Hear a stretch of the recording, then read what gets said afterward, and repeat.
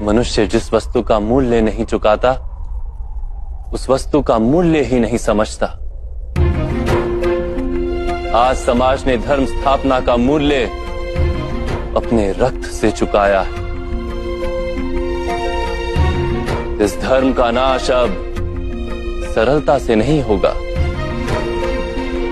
यदि ऐसा है प्रिय अनुज, तो यह मूल्य तुम अपने प्रिय पांडवों को क्यों नहीं चुकाने देते? क्यों पग पग पर उनकी सहायता करते हो?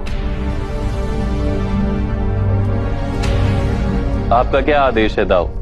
तुम भीम को विजय की ओर संकेत नहीं करोगे, दुर्योधन के निर्बल अंग के विषय में किसी से चर्चा नहीं करोगे।